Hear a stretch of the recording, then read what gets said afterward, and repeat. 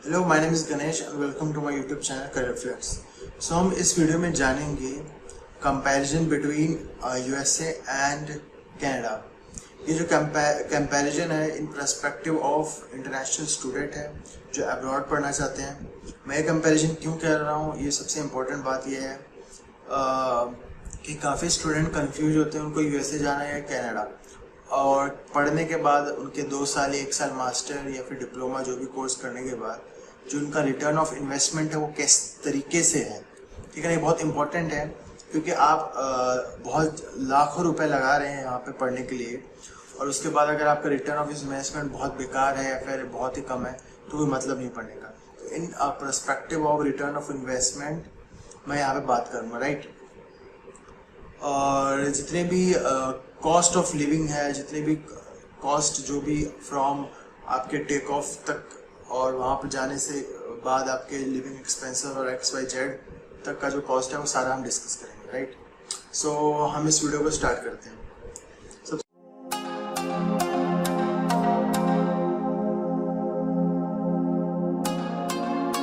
पहले कंपैरिजन में करता हूँ कि इन टर्म्स ऑफ जो उनकी यूनिवर्सिटीज़ की क्राइटेरिया क्या है आपको एडमिशन देने के लिए। मोस्टली जो स्टूडेंट्स होते हैं वो यूएसए स्टडी MS पढ़ने के लिए जाते हैं फॉर देयर मास्टर्स, और जो कनाडा में जो स्टूडेंट्स हैं वो मोस्टली PG डिप्लोमा करने जाते हैं या फिर नेक्स्ट इज मास्टर। सो ये दोनों में बहुत बड़ा डिफरेंस है, और PG diploma is slightly cheaper than master in Canada. तो ये हुई पहली बात। और दूसरी बात है कोचिंग। जो कोचिंग का कॉस्ट होता है वो किस तरीके से डिफर करता है। फर्स्ट ऑफ ऑल जो यूएसए में मास्टर होता है वो जनरली GRE के थ्रू उसका एडमिशन होता है और IELTS के थ्रू एडमिशन होता है। ये 2 क्राइटेरिया है। लेकिन जो हमारा MS या फिर देयर डिप्लोमा अगर कॉलेजेस की बात करें कनाडा में, जनरली यूनिवर्सिटीज़ GMAT और GRE मांगती हैं जनरली, पर मोस्टली नहीं मांगती है काफ़ी सारी यूनिवर्सिटीज़। तो उसमें IELTS देना पड़ेगा कंपलसरी अगर आप किसी भी इंग्लिश स्पीकिंग कंट्री में जा रहे हैं। तो GMAT और GRE ऑप्शनल होते हैं, शायद से आपको देखना पड़ेगा, और IELTS तो कंपलसरी होता है। उसके तहत ही आपका कोचिंग कॉस्ट आता है। GRE के लिए कोचिंग का कॉस्ट और प्लस IELTS 40,000 तक जाता है, और सिर्फ IELTS कनाडा के लिए सिर्फ 15 से 20,000 जाता है, राइट। और एग्ज़ाम फीस कितनी होती है? GRE की एग्ज़ाम फीस $205 है, USA डॉलर की बात कर रहा हूँ, एंड IELTS का है $190 के आसपास, ठीक है ना। तो आपको दोनों एग्ज़ाम देने पड़ सकते हैं अगर आप USA पढ़ने जा रहे हैं, और सिर्फ IELTS देना पड़ सकता है आपको if you are planning for study in Canada. Now आपने IELTS दे दिया है, then comes to application fees. Application fees Canada का काफ़ी कम है क्योंकि कनाडा में जो कॉलेजेस हैं वो 75, 75 to 50 और 100 में भी डॉलर्स तक लगाते हैं। कैनेडियन डॉलर, ये सारे जो कनाडा की बात कर रहा हूँ कैनेडियन डॉलर में, और जो मैं USA की बात कर रहा हूँ और USA डॉलर की बात है, उसका आपको एक्सचेंज रेट देखना पड़ेगा असली NI इंडियन रुपीज़ में देखने के लिए, राइट।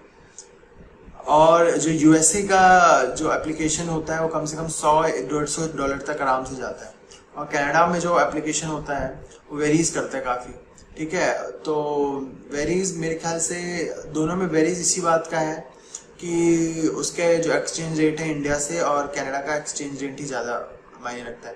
बाकी जो उनका कॉस्ट है इन टर्म्स ऑफ USA और कैनेडियन डॉलर लगभग सेम है, 50 से 100 और 200 तक दोनों में जाता ही है ना। वीज़ा की बात कर रहा हूँ। वीज़ा का जो USA का आपको स्टूडेंट वीज़ा चाहिए, F1 वीज़ा, आपको लगेगा $160, और कनाडा का आपको वीज़ा लगेगा $150 कैनेडियन डॉलर। तो वीज़ा लगने के बाद आप कनाडा जाते हैं तो आपको वहाँ पे इमिग्रेशन ऑफिसर आपको एक स्टडी परमिट देता है, राइट। ये इम्पोर्टेंट फैक्टर है दोनों के वीज़ा और स्टडी के बारे में, ठीक है।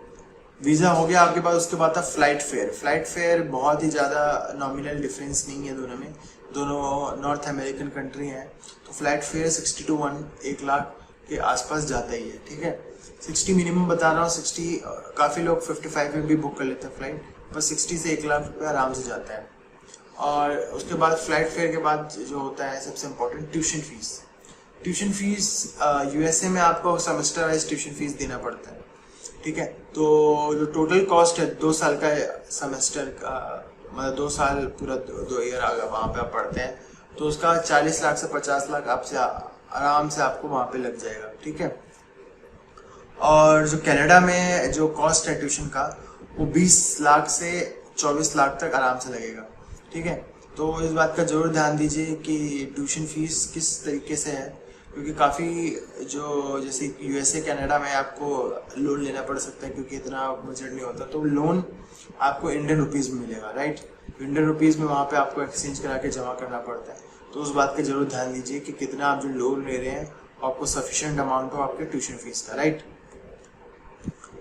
एंड लिविंग एक्सपेंसेस जो होते हैं वो 14 से 20 लाख आपको आराम से लगाने पड़ेंगे if you are planning to study in USA, ठीक है। और जो कनाडा का लिविंग एक्सपेंसेस है 10 से 15 लाख होगा।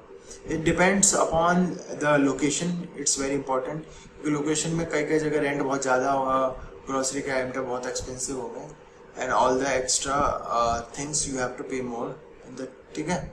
तो आपको लोकेशन बहुत ज़्यादा इंपॉर्टेंट रखता है। उसके बाद आता है मेडिकल इंश्योरेंस। मेडिकल इंश्योरेंस बहुत इंपॉर्टेंट है अगर आप किसी भी कंट्री में पढ़ने जा रहे हैं।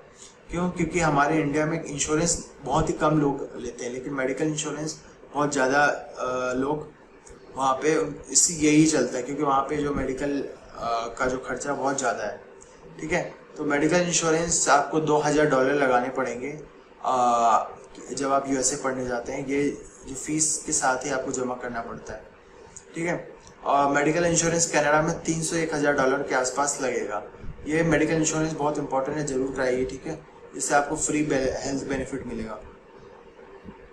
और अदर एक्सपेंसेस आपके जो हो सकते हैं इंटरनेट और मोबाइल का चार्ज, और मोबाइल आप खरीदना, कोई इलेक्ट्रॉनिक डिवाइस खरीदनी है, बहुत सारे ट्रांसपोर्टेशन का खर्चा है, तो ये सब बहुत सारे खर्चे हैं। इसको आप पार्ट टाइम जॉब से निकाल सकते हैं। तो पार्ट टाइम जॉब बहुत इंपॉर्टेंट है, ठीक है। तो पार्ट टाइम जॉब में आप कितना कमा सकते हैं? 20 आवर्स पर वीक अलाउड है इंटरनेशनल स्टूडेंट को वहाँ पढ़ने के लिए, ठीक है। तो आप पढ़ते हुए अगर आप 20 घंटे काम कर रहे हैं तो 20 घंटे 10 से 12 या $15 के आसपास मिनिमम वेज है, तो कम से कम 8 से 10 लाख आप पर ईयर कमा सकते हैं, ठीक है। और कनाडा में भी इतना ही आप 6 या 7 8 लाख आराम से कमा सकते हैं। 8 लाख तो आप कमा सकते हैं कनाडा में, और मान लीजिए 10 लाख आप यहाँ पे यूएसए में कमा सकते हैं, ठीक है। In terms of their currency, क्योंकि कनाडा की करेंसी 55-58 के आसपास है और यूएसए की 75-74 के आसपास चलती है, ठीक है। तो ये सारा मोटा मोटा खर्चा है, ठीक है। तो सबसे इम्पोर्टेंट खर्चा ये, सबसे मोटा मोटा खर्चा ये। तो मैं टोटल एक्सपेंस के बारे में बात करूँगा। टोटल एक्सपेंस अगर आप कनाडा में पढ़ते हैं तो 25 लाख के आसपास तो आराम से जाएगा, मैक्सिमम 27 लाख के आसपास जाएगा। लेकिन आप यूएसए में पढ़ते हैं तो मैक्सिमम एक्सपेंस आपका 60 लाख तो आराम से जाएगा, ठीक है। और रिटर्न ऑफ इन्वेस्टमेंट, जैसे मान लीजिए आपकी स्टडी के बाद आपको जॉब मिलेगी, आपको वर्क परमिट मिलेगा। तो वर्क परमिट में क्या होता है, यूएसए में स्टेम कोर्सेज के लिए आपको 3 साल का work permit, and for the same Canada में आपको अगर 2 साल की पढ़ाई की है तो आपको 3 साल का आपको काम करने के लिए दिया जाएगा, ठीक है। कनाडा में ये क्या है कि आप नॉर्मली जो कोर्स आप पढ़े हैं उसके ऑल्दो भी आप जॉब कर सकते हैं, लेकिन यूएसए में ऐसा नहीं है। यूएसए में जो कोर्स पढ़े हैं उससे से आपका को रिलेटेड होना चाहिए आपका जॉब। जैसे कि आपने स्टेम कोर्स किया, आपने कंप्यूटर साइंस किया, तो आप मैकेनिकल का जॉब नहीं कर सकते, ठीक है। लेकिन कनाडा में ऐसा नहीं है। कनाडा में आपको 2 साल का स्टडी परमिट के साथ आपको 3 साल का आपको वर्क परमिट मिलेगा, ठीक है। तो ये था मोटा मोटा difference in comparison between USA and Canada, ठीक है। और आपको कोई भी डाउट है प्लीज़ कमेंट डाउन बिलो, आप मेरे को मेल कर सकते हैं। And subscribe my YouTube channel. मैं चाहता हूँ जल्दी से जल्दी मेरे 1000 सब्सक्राइबर्स हों। तो इस वीडियो में इतना ही, बाय बाय।